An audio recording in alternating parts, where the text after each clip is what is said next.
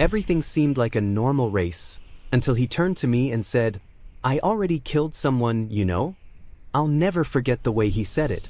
Without looking at me, his voice calm, almost as if he were commenting on the weather or the traffic. It was mid-race as I drove through the nearly empty city, already thinking about calling it a day. The sentence cut through the silence of the car like a blade. "I already killed someone, you know?" I froze. My foot remained on the accelerator, but my mind froze. There was no music playing, just the sound of the engine and the echo of that sentence hammering inside my head. For a second, I thought I'd misheard. But he continued to look out the window, calm, as if a weight had been lifted from his shoulders. In that moment, I knew this wouldn't be just any race, and that maybe I wasn't carrying a passenger, but rather fleeing with a criminal in the backseat. If you enjoy real, tense stories like this, leave a like and subscribe to the channel so you don't miss any unexpected races. Hit the bell and join me on this journey full of mysteries. It was a typical Wednesday. Nothing special in the air, just the typical tiredness of someone who'd been driving all day. It was after 11 p.m., and I was seriously considering going home. I made my last stop at the gas station, drank some bad coffee, and opened the app one last time before turning it off. That's when the ride came up. It was nearby, downtown, and the destination wasn't far either. Something told me to accept. Maybe it was the urge to make just a few more bucks before calling it a day. I went to the agreed-upon location, a somewhat deserted street near a commercial complex. It was dark, but nothing that scared me. I've picked up passengers in much worse places. He appeared out of nowhere, emerging from the shadow of a building. He wore a gray hooded sweatshirt, jeans, and sneakers. He walked slowly, head down, looking tired or perhaps just distracted. When he got into the car, he didn't say much. He just said, "Good night," in a hoarse voice, as if he hadn't spoken to anyone in days. I turned on the GPS, checked my destination, and started the run. At first, everything seemed completely normal. The kind of run I'd done hundreds of times. No talking, no problem. But there's something you learn after driving for strangers for a while. Sometimes silence speaks louder than any words. And that night his silence was heavy. He got into the car silently. He closed the door slowly, as if he didn't want to make a sound. You know that strange feeling when someone seems to be there physically, but their mind is miles away? That was exactly it. He stared out the window, avoiding any eye contact with me. For the first few seconds, I could only see him in the rearview mirror. His face was ordinary, unremarkable, stubble, pale skin, sunken eyes, as if he hadn't slept in days. But there was something in the way he moved, the way he breathed, that bothered me. Deep down, all I wanted was for the ride to be quick. 3 neighborhoods and that was it, home, shower, and bed. But something about his posture kept me alert. It was as if my body had realized before my head that something was wrong. He kept his hood up, even in the car, and held his cell phone tightly, but he didn't touch it. He just held it as if waiting for a call that never came. I tried to break the ice. I asked the classic question, "Long night?" No response. Just a slight shake of the head, as if I didn't want to talk. Okay, some passengers just want to be silent. But that silence wasn't common. It was dense. Almost suffocating. The feeling inside the car was that time had stopped, or that I was carrying someone who had left a place they shouldn't have been, or done something they shouldn't have done. The ride continued in such absolute silence that even the sound of the flashing headlights seemed too loud. The GPS gave directions, but he didn't react. Not a right, not a turn here. He just stood there, motionless, staring at the road as if in a trance. Sometimes I'd glance at the rearview mirror, trying to read something on his face. But it was useless. He didn't move. He wouldn't even look at me. With each block I passed, my discomfort grew. I felt a strange shiver on my arm, the kind that comes without explanation, as if the body is trying to signal something before the mind understands. I've seen passengers who are drunk, drugged, crying, talking to themselves, but this guy was different. He didn't seem out of it. He seemed empty. I started imagining 1,000 things. Had he fought with someone? Had he lost someone? Was he thinking about doing something stupid? I wanted to ask, but something inside me told me to stay quiet. As if silence were the only thing protecting me at that moment. I slowed down. I discreetly checked the final address on the GPS. I still had about 12 minutes to go. 12 minutes locked inside the car with a guy who seemed to be carrying something very heavy, something I couldn't see, but could feel in the air. It was then that he broke the silence with a simple question, but one that gave me goosebumps. Out of nowhere, as if he had woken up from a trance, he asked, "Have you ever done something you couldn't tell anyone about?" His voice was low, almost whispered, but firm. It didn't sound like an ordinary question. It felt like a test, as if he were measuring me, trying to figure out if I was the kind of person who would listen to what he was about to say, without freaking out. I didn't know how to respond. I let out an awkward laugh, just to ease the tension. I think everyone's done something stupid, right? But he didn't laugh. Or respond. He just continued staring straight ahead, motionless, as if reliving some scene in his head. The silence returned. But this time it was different. It had weight. The atmosphere in the car grew denser, heavier. I began to feel my chest tighten, the steering wheel slipping a little from my sweaty hands. I tried to convince myself he just wanted to vent. Maybe he'd cheated on someone, lost his job, hidden some debt. But deep down, I knew it was more serious. Much more serious. He ran his hand over his face and sighed. The way he spoke made it sound like he'd been holding it in for a long time.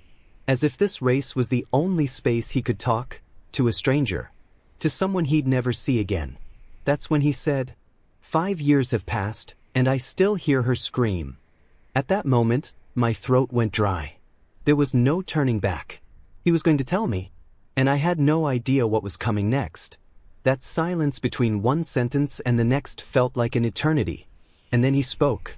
Without looking at me, with his head resting against the window and his voice firm, he said, "I killed someone." I felt my heart skip a beat. Heat rushed to my face. My eyes fixed on the road, but my mind slipped out of my body for a second. I expected anything but that. He continued. "She was my girlfriend. We were together for 3 years. Constant fighting, jealousy, control. One day, I snapped." His voice didn't tremble. There was no apparent remorse, no pride. It was as if he were stating a fact, cold, objective. It was a night like this. We argued over a text message on my phone. She screamed, I screamed, and then I pushed. Too hard. Her head hit the corner of the table. The rest was silence. Just like this one. For a moment, I thought he was going to cry. But no. He just looked at his own reflection in the window and took a deep breath. I cleaned everything up. I said she ran away. People believed me. They never caught me. I was paralyzed. The car's speed had dropped without me realizing it. My hands were shaking. Everything inside me told me to stop, run away, call the police. But my body was frozen. And then he said the sentence that chilled me to the bone. "Today, downtown, I swear I saw someone just like her looking at me.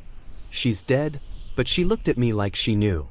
At that moment, I knew this race was still far from over. My mind was racing. It was like I was driving on autopilot, my mind trying to make sense of what was happening. He just confessed to murder in my car. And now, he was talking as if he were being haunted by his own ghost. Was this real? A sincere outburst? Or just the ravings of a mental patient? I didn't know. But I couldn't risk being wrong. I glanced discreetly in the rearview mirror. He was motionless, staring into space, as if the image of that woman, real or imagined, was still vivid in his mind. Inside, I was on high alert. My heart was racing, my hands sweating, my breath shallow. I tried to remain calm on the outside, but every second with him in the back seat felt like a test of survival. I considered stopping the car. Pretending I had a mechanical problem, pretending I needed gas. Any excuse to end it. But what if he freaked out? What if he had a gun? I didn't know who I was dealing with. At the same time, a part of me was afraid I wouldn't believe him, because there was an uncomfortable sincerity in the way he spoke. It wasn't the speech of someone trying to impress. It was something much darker. He spoke with relief, like someone who's already accepted what he's done, like someone who has nothing left to lose. And it was in this state of tension, between fear and doubt, that he looked at me and said, "Is it far to the destination? 'Cause I need to take care of something before I get home." At that moment, my entire body went on alert. Take care of something before I get home. What did that mean? I nodded, trying to keep my voice steady. "There are still about 10 minutes left. Do you want me to change the route?" He didn't respond immediately. He just fiddled with his phone, typed something quickly, and then showed me an address. He didn't say anything. He just pointed with his finger. It was a secluded, residential street, near a park I knew. It wasn't well lit, far from the center, a place where no one walks at night. My heart raced. I thought about refusing, about saying I couldn't, but my voice faltered. I swallowed hard and changed my route. The new destination appeared on the GPS screen. Almost there. The street was dark, deserted, with few houses and high fences. When I stopped, he looked around and finally spoke. "Stay here. Wait for me for 5 minutes." Before I could respond, he opened the door and left. Not rushing, not in a hurry. He simply crossed the street and entered through a rusty gate that led to a vacant lot. The darkness swallowed his silhouette in seconds. There, alone in the car, the wait felt like an eternity. Minutes that felt like hours. I considered running away, speeding off, and getting out of there, but my body remained glued to the seat as if hypnotized. Part of me needed to know what he was doing, until I heard a dull thud coming from inside, as if something had fallen, or someone had. And then, silence returned. I was about to call 911 when I saw his silhouette reappear, slowly coming out of the darkness. But something was different. He seemed lighter, as if he'd left some weight behind in that vacant lot. He calmly opened the back door, sat down, and simply said, "We can go." Silence. I started driving without saying a word. My heart was pounding so loudly it felt like he could hear it. Deep down, I just wanted to finish this race and get out alive. But curiosity was stronger than fear. I had to ask, "Is everything okay?" He looked at me in the rearview mirror. For the first time, our eyes met, and he said, "She is at peace now." My stomach turned. Figu, the woman I killed. Not the body, the guilt. He replied with a slight smile. That made me even more confused. I continued driving in silence, trying to interpret what he meant. Was he testing me? Playing with me? Minutes later, we arrived at our final destination. A simple house with no lights on. He got out, stuck his head in the car, and said, "Thank you for listening. No one else would do that." He closed the door slowly and disappeared into the house. I stood there for a few seconds, in shock, until my phone vibrated, a notification from the app saying the ride had ended. There was just one thing. I hadn't ended anything. I looked at the screen. Passenger has completed the trip. Automatic rating applied. My blood ran cold. I opened the race history and saw his name, James H. Miller. I Googled it, trembling. And what came up took my breath away. James H. Miller, found dead 2 years ago. Charged with murder, case closed. The penny dropped. I didn't take a passenger that night. I took a soul trapped in its own guilt. After that night, I was never the same again. I reviewed the race dozens of times. The route, the times, the app logs, everything seemed real.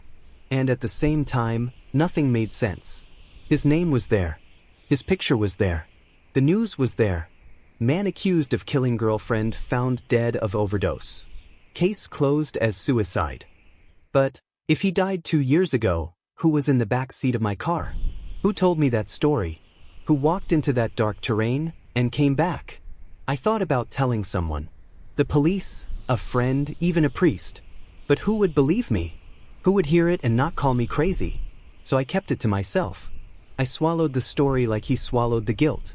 And I followed.